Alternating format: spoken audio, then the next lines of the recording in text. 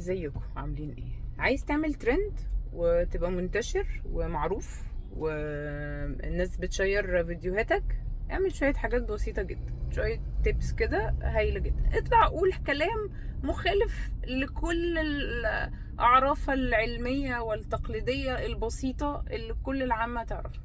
اطلع وزعق واشتم واتكلم بأسلوب مش كويس، واتكلم كده وانت ايه، متأكد ان انت بتقوله ده 1,000,000% بيحصل. اطلع شوه بقى في الناس اللي حواليك، شركات بتعالج الناس، شركات أدوية، اطلع عك في كل اللي حواليك.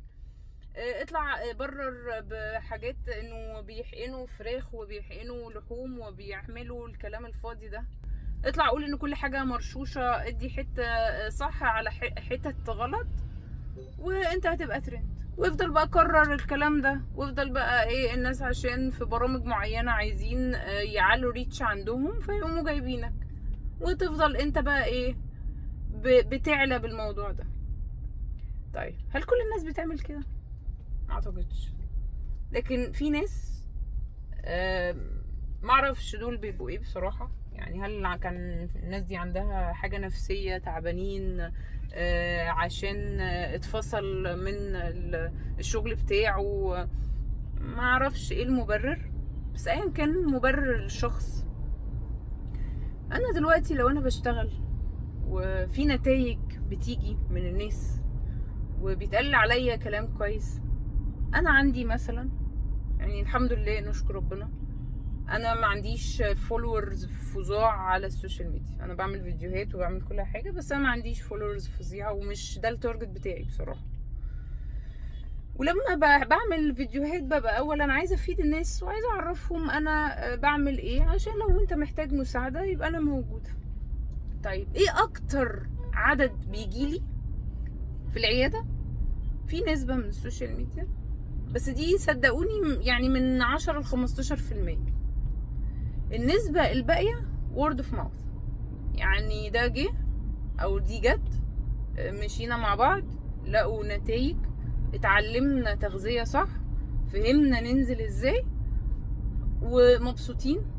الاسلوب محترم، بنتعامل باحترام مع بعض. مفيش حاجه اسمها ان انا ازعق لك او اعلي صوتي عليك او اشتمك لو ما سمعتش كلامي. مفيش حاجه اسمها كده. انت في ناس ما اقتنعتش او ما فهمتش انا بقول ايه، خلاص براحتك، يعني انت حر. بس مفيش حاجه اسمها اشتمك، يعني يعني مفيش هذا الاسلوب يعني. فخلاص تمام. الناس بقى، العدد اللي بيجيلي من ايه؟ ده بيقول لده، ده شافت ده خس قوي، طب انت منين خسيت؟ طب الدكتوره كذا كذا، وادي رقم تليفونها او التواصل معاهم. انا بامانه من 85 ل90% من الناس اللي بتجيلي word of mouth.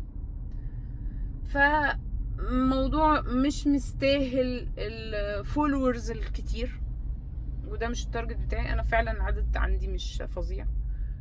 في ناس بتشوفني وفي ناس بتقولي فيديوهاتك هايله وكده، ما مش عارفه ما هو بيعملوا يعني، بس مش ده التارجت بتاعي يعني. آه نشكر ربنا عندي شغلي والدنيا تمام، وساعات ما بلحقش اعمل فيديوهات نتيجة ضغط الشغل. آه اللي عايزة اقوله انه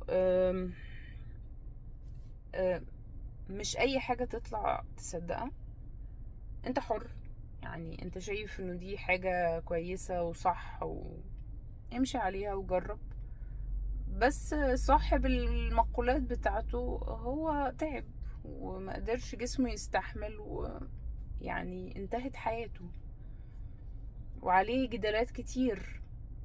ف برجاء كده انه ما تمشيش ولا ورا اي ترند يطلع لك وخلاص. يعني فكر، شوف الصح ايه والغلط ايه، وفي الاخر الحاجة اللي بقولها انت سيد قرارك. بس دورنا يعني الناس اللي في المجال دورهم يطلعوا يقولوا ايه الصح وايه الغلط. فطبعا اللي كان بيتقال ده منتهى يعني الخرافة.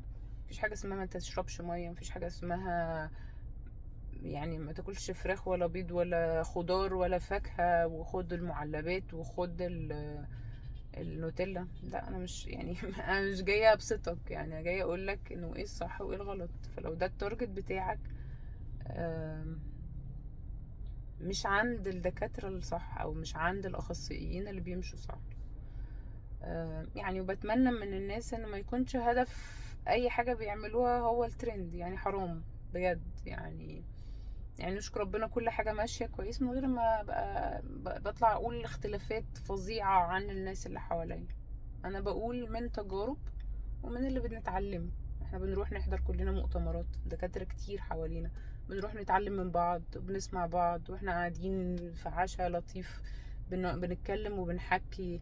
طب ايه رأيك؟ طب ده تمام. فلما بيبقى في مقابلات زي كده احنا بنكبر. بصراحة في المقابلات دي بنشوف ناس كتير من السوشيال ميديا، بس قدام ده بنشوف ناس من اللي بيطلعوا ترند وبيعملوا قلبان احنا عمرنا ما شفناهم وسطينا، ولا في المؤتمرات اللي بيجيبوا فيها دكاترة في كل التخصصات، كلى وقلب وبطنة وجهاز هضمي وكل حاجة. كل حاجة بيجيبوا دايتيشن يعني من أماكن موثوق فيها. بنتعلم من بعض، لكن ما اجيش انا مع نفسي كده واقول لك ما ينفعش وما ينفعش يعني. ربنا يحافظ عليكم.